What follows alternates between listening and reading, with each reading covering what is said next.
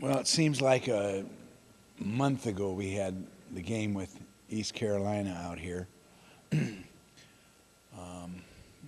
But like I said after the game, I was proud of the team as after the game as I was before the game. We still have that unbelievable non-give-up attitude and tremendous spirit and togetherness, team working together, special teams, defense, offense, everyone going into the playing 60 minutes for as hard as we can, or 59 minutes, 57 seconds for as hard as we could. And this loss took a while for us to get over with it. But we are over it. And normally every Sunday or Monday,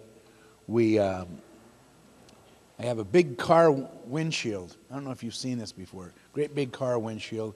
We put dirt on it and mud on it and stuff. And then behind that we have the opponent's pictures of the opponent, the next week's opponent. And so we have the players come up and symbolically wipe the windshield clean. And so we can focus and that puts the game behind us and puts our focus on the next game. And we didn't do that till Thursday of this last week because we didn't practice for 3 days. But I think it's important that it's a symbolic thing, but it's really important whether we lost the game or won the game, you have to put that behind you. You can't carry that with you longer than a couple of days. Of course, young people, they forget a lot sooner than old guys like me do, but we have definitely put all of our focus on the future and, of course, this Houston game. But since I haven't seen you folks for a while, if there's anything that regarding the East Carolina game that you had questions about or wanted me to comment on, I'd sure address that right now. We lost the game in overtime, Duke. What happened?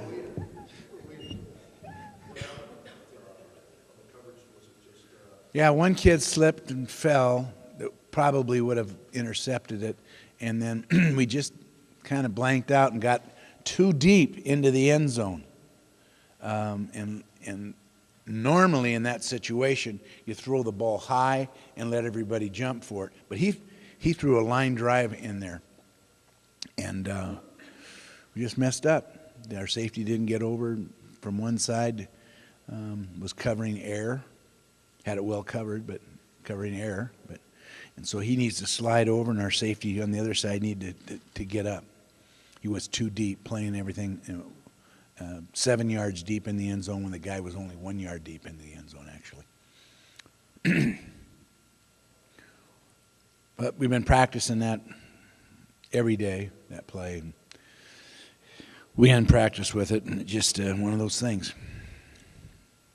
I guess, that LSU, Auburn, same thing happened to them in that game with 1 second to go.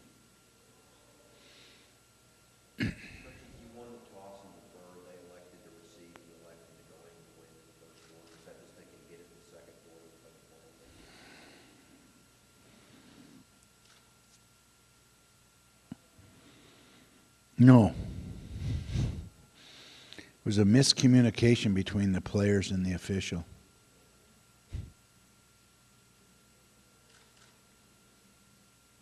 It was a mistake.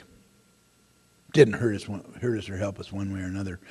Actually, it helped us because we did do well in the second quarter going in, and scoring 10 points with a minute and a half right before the half was a real good thing. Our 2-minute offense is pretty darn good. So we drove down and scored a touchdown, then got the ball right back and had with 30 seconds or less than 30 seconds and went down and kicked a field goal. So we scored 10 points in a minute and a half right before half to go in. We were still behind at halftime, I think 19-18 or something like that.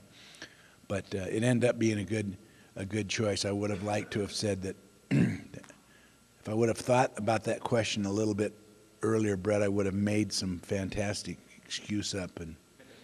but you kind of caught me off guard with that. And now that I remember, it was a mess up. It was a screw up on miscommunication between the captains and the official. Weird how that goes, huh? Oh, it's helped a lot. This weekend off has helped a lot. Really helped a lot. Helped me a lot, and we were able to. Our coaches were able to get out on the road too, get out of town a little bit, and recruit.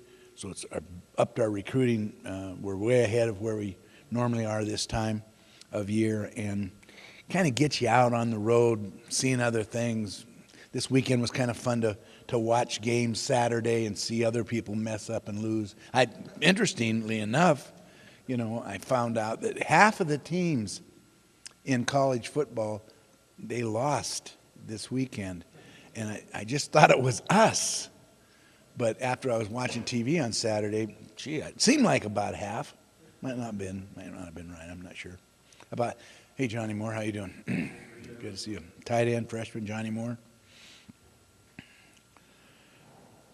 Would you rather have a bye week after a game like East Carolina, or rather just play the next week? I think it was good to have a bye. I don't know if I have a preference, if I would have chose it that way, but I think it worked out all right. We really have put that game behind us. So, except I just haven't had a chance to talk to you people about it. Is all. Anything more on that game? Part of it, getting that game behind us, is our opponent. They're number one in Conference USA in total offense. They're, I think, 6th in the nation in total offense. They're number 1 in our conference in total defense. And they're also the conference reigning champion. So, and they're in here Saturday night. This is the biggest game of the year. Best opponent, biggest game. We only have one other home game coming up. So we only have 2 games left, and we're taking on the very best, have one of the best running backs in our conference and one of the best receivers in our conference. So they're really, really a huge opponent. There are some interesting facts that our hard-working sports information director has gotten for me. I'm getting some plugs in here. But some interesting facts that's happened with our team. UTEP has never posted 3 straight 500-yard games in the modern era of football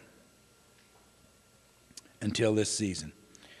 UTEP has scored over 40 points in 4 straight games for the first time in school history, averaging 47.5 points a game. We call it grass basketball. The Miners' 190 points during that span are also a record for a 4-game stretch. UTEP is one of 8 schools ranked in the country that's ranked in the top 35, both rushing and passing.